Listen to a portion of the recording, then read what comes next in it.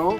First video for a while. We've been busy doing all sorts of things and planning for the business, but it's a balmy 25 degrees on a Friday evening in Wales, which that seems a bit weird to say, but it's true. And I did an Instagram poll a few weeks ago, what should I do next? And everyone was like, how come you haven't done anything on sherry yet? And being Sherry Monster 44 on social media, international sherry educator and sherry geek, obsessive, whatever you want to say, I thought, yeah, true. I need to get cracking on sherry, so here we are.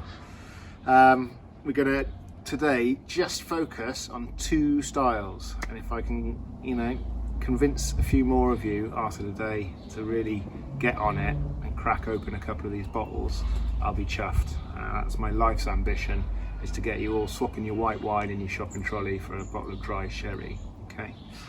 First though, we've got to address the elephant in the room.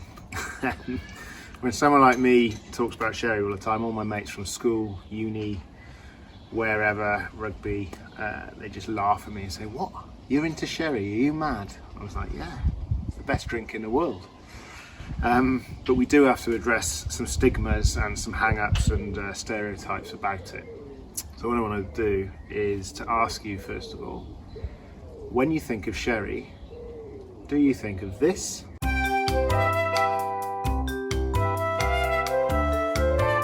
Or this?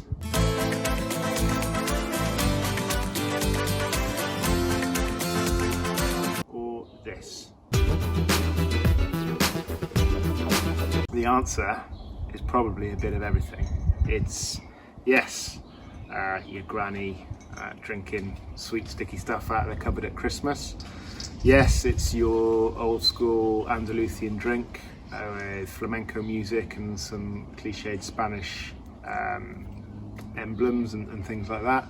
But it's got a huge amount of history, and yes, in the last 10-15 years has become a go-to drink for some of the world's best cocktail bars, very cool places. The best bartenders on the planet are using sherry to pour by the glass and to mix with. And when I'm not cooking and I'm in the restaurants, I also earn a living going around the country talking about sherry and educating people in the trade, in restaurants, doing consumer tastings and things like this. And they all seem to have a bit of a hang-up, and apart from the stigmas of sherry, they're a bit scared. They're like, what is it? Well, sherry is wine, essentially, okay? It all sort of starts off as a white wine. I'm not going to go into the ins and outs of the slow process of making it, but that's all it is, so don't be scared of it. And the sherry triangle is what makes up the 3 towns of where sherry can be made. Anywhere else in the world, and it's not sherry, okay? It's Jerez, which is the principal town of the DO, the region. El Puerto de Santa Maria, which is out on the estuary about 20 kilometers away, in Sanlúcar de Barrameda, which is also a coastal town, okay? But it's a very small area in southwestern Spain, and sherry has to come from there, otherwise it's not sherry. Okay, I'm not going to talk any more technical. We're going to taste fino and manzanilla today, okay? Just 2 styles. There are many styles of sherry, but the renaissance in sherry in many parts, and the volume now is shifting towards these super dry styles. And I class these as white wine styles of sherry. I'd rather we called them fino wine and manzanilla wine, because that's what it is to me. The fino and manzanilla are this colour. Look at that one there. It's probably like, I don't know, looks like a glass of Pinot Grigio, doesn't it? But they're this colour for many reasons. And if you look on the front of this book, you will see the inside of a sherry barrel, okay? And that is the fino or manzanilla. Get that here, I'll show you. And with a layer on top of it, protecting it, okay? And that's called the flor, F-L-O-R. Think of that like your fluffy little blanket of clouds sitting on your wine, protecting it, okay? So that's stopping it from oxidizing or being in contact with oxygen, because they don't fill the barrels all the way. And what that does is eat any sugar left in the wine, okay? And so this is the driest wine, almost categorically, that you will ever taste in your life. Less than a gram per litre of sugar. practically a health drink, so everyone should remember that. And when you taste it, it's bracingly dry. That's why you want it really, really cold out of the fridge. It's so refreshing, okay? And because of this yeast layer, it imparts sort of bready, savoury and brioche flavours into it. So it's got that sort of nose, and you'll get almondy character out of it, lemons, often apples, things like that. It'll take a bit of getting used to, but I'd recommend you try it 4 or 5 days in a row, and I'm sure you start loving it, okay? Equally, you'll love it even more if you pair it with some simple snacks. Okay, we've just got some crisps here, and some boquerones there, some anchovies. Anything like that, some bar nuts, some olives, it's a perfect foil for something like fino. If you're going to have a manzanilla, prawns are your star pairing. Sherry is shedding an image, and I believe sherry, the tradition and history is so important of the amazing people who are making these wines in the region, and the family history, the winemaking history. And so we don't ever want to lose these traditional style labels. It's a mark of quality and generations of winemakers. But you're getting younger and younger markets being drawn into sherry now. You know, bars like ours, we've been promoting it for sort of 18 years now in Wales and Bristol. But in London, Sydney, New York, world-leading bars, as well as 3-star Michelin restaurants, they all have sherries on their list. But these more modern labels that don't necessarily look like an old bottle of sherry are becoming more prominent, and I think it gives it something else to talk about. First cocktail, absolute Andalusian classic. It's called the Rebujito, okay? And quite frankly, it should be, every year, it should be served at Wimbledon, because it's better than Pimm's.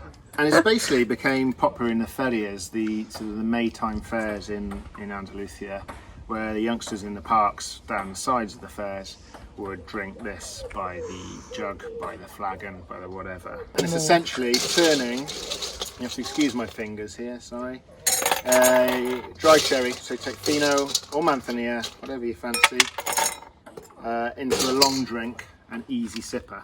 And all you do is so refreshing. I'm going to take a full measure, so I'm going to do 100 ml of manzanilla.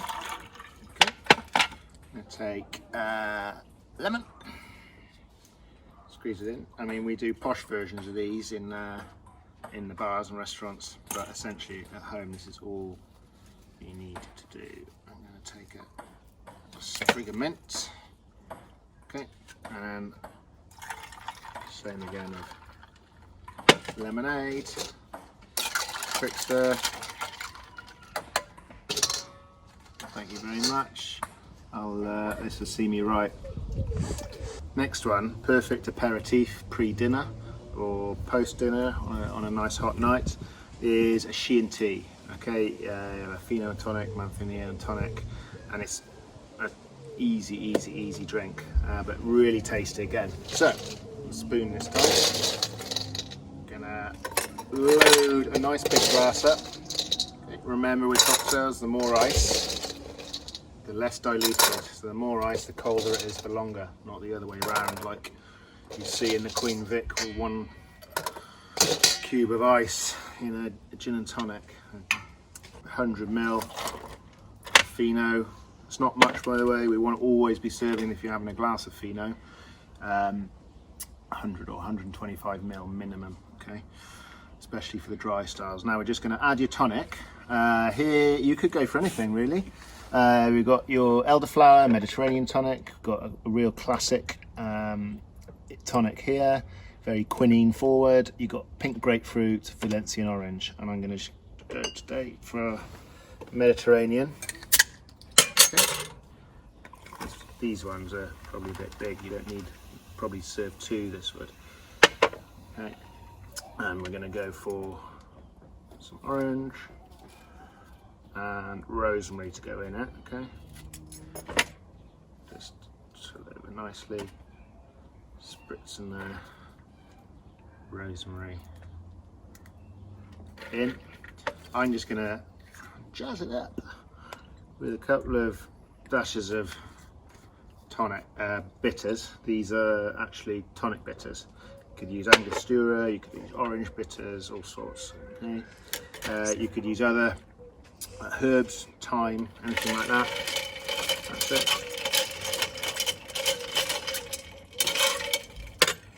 Bob's your uncle. Tea. Last drink, we're going to do a bit of a take on a mojito, sherry mojito, chajito, manzanilla, finojito, whatever you want to say. We've done loads of different versions in with flavour combinations over the years at Bar 44. But today I thought I'd do a manzanilla mojito with grapes.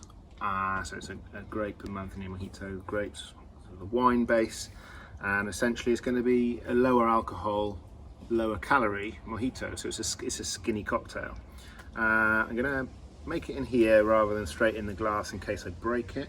Okay, and you start off with your lemons. I've got about half to 2/3 of a lemon chopped up there, and your grapes. Okay, I've frozen these grapes. If you've never had these before, top tip, amazing to freeze, and when you eat them like that, just as a snack, they taste like grape sorbet, lush.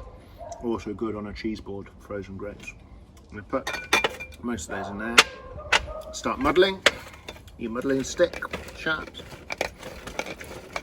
And then once you've got those grapes breaking down, releasing your oils from the skin of the lemon, as well as the lemon juice.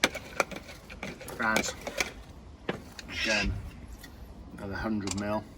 I'm going to do this with lemonade again because I don't have any soda water. So you could do it with soda, and you could add a spoon or two of sugar at the bottom, but I'm doing it without sugar because I'm finishing it with lemonade, which has a bit of obviously sweetness in it. Okay, that's all done. Got about 8 medium mint leaves there, give them a clap. Okay, straight in. You don't want to muddle these too much, just give them a quick, that's it. Bruise them too much, you'll make it bitter. Okay. Again, excuse the fingers. And with this, all we're going to do is stir it and go straight into the highball and top it up.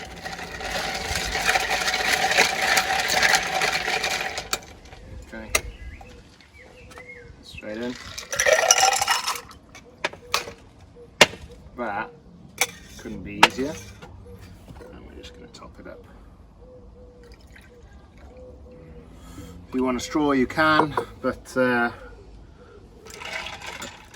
biodegradable or paper straw, even better. No straw these days for me.